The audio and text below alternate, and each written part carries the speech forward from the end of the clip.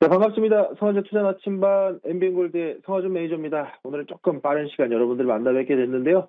오늘도 역시나 시장에 대한 흐름, 그리고 이 시각 튀는 종목, 그리고 핵심 종목까지 순서대로 좀 설명을 좀 해드리도록 하겠습니다. 자, 일단 지금 시장의 흐름, 안 좋다? 이야기할 거 없을 것 같습니다. 아무래도 좀 변동성이 좀 커지고 있기는 한데, 그래도 역시나 시장은 탄탄하구나라는 좀 생각이 드는 그런 시장의 움직임들이 계속해서 나오고 있죠. 물론 코스피와 코스닥이 장 초반에는 약간의 또 차익 실현성 매물을 좀 소화하는 모습들이 나왔는데요.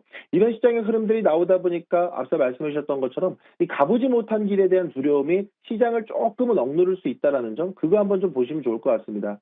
아무래도 시장은요, 지금 입장에선 새로운 악재가 있다? 이렇게 말씀드리긴 어려울 것 같아요. 아무래도 미국, 이란, 이런 지정학적인 리스크가 약간은 거론이 되고 있습니다만, 우리 시장에 대한 펀더멘탈을 해칠 만큼의 리스크는 아닌 것으로 좀 일부 해석도 되고 있기 때문에 이 부분까지 악재로 포함시킬 필요는 없다. 좀 이렇게 말씀드리겠고요.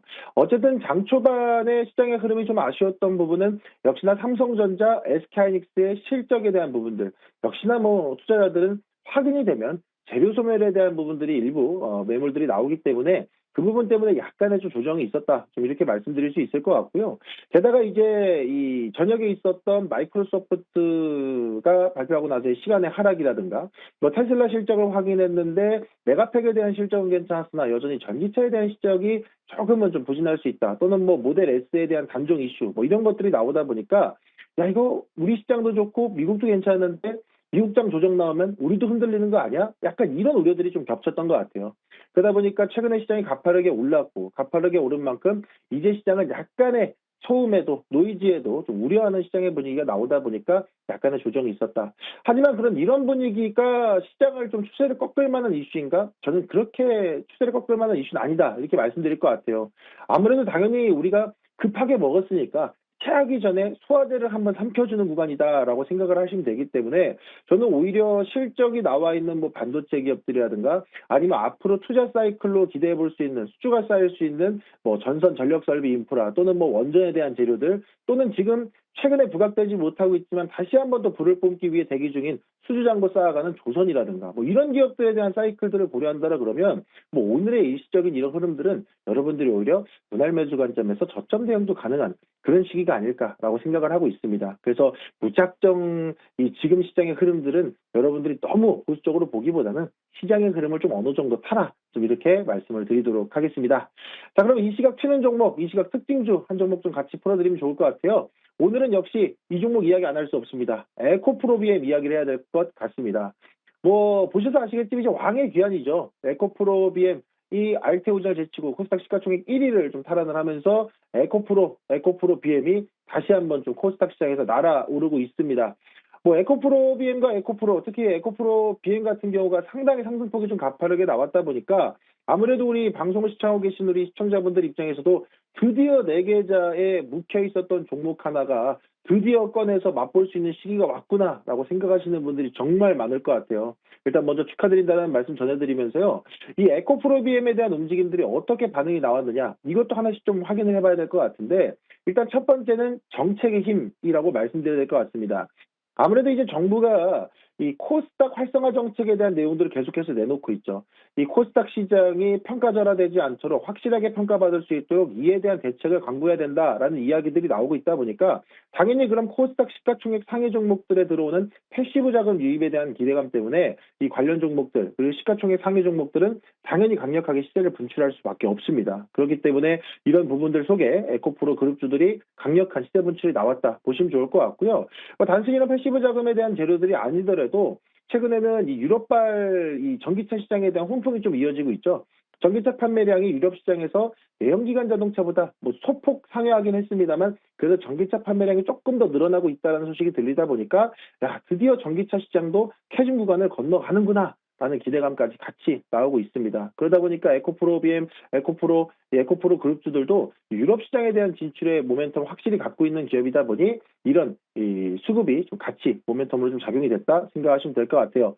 그래서 업황에 대한 바닥론 그리고 우호적인 수급까지 겹치면서 쌍끌이로 또 2차 전지주를 끌어가고 있다 보니까 지금은 단순히 에코프로 BM, 에코프로를 따라 들어가기보다는 그 종목에서 나올 수 있는 수혜 섹터들 그쪽에서의 대장주들을 지금 다시 한번 또 선점해 보는 것도 수익에 대한 대응이 가능한 구간이 충분히 나올 수 있으니까 한번 주목해 보시면 좋을 것 같습니다.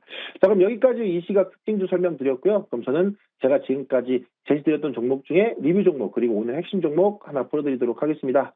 자, 일단 첫 번째 리뷰 종목은요. 1월 15일 추천드렸던 세미파이브 이야기를 해야 될 것 같습니다. 뭐 제가 계속해서 이 삼성 파운드리 핵심 파트너사다.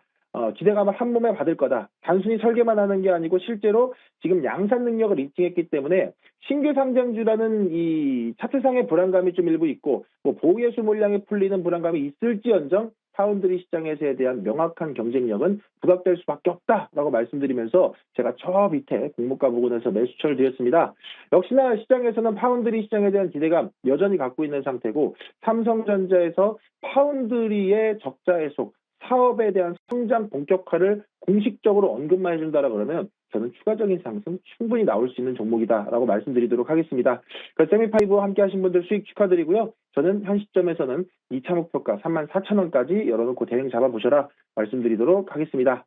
자, 두 번째 리뷰 종목은요. 1월 23일 추천드렸던 한미약품도 같이 짚고 가야 될 것 같습니다. 뭐 한미약품 같은 경우에는 어제 또 호재성 이슈가 터졌죠.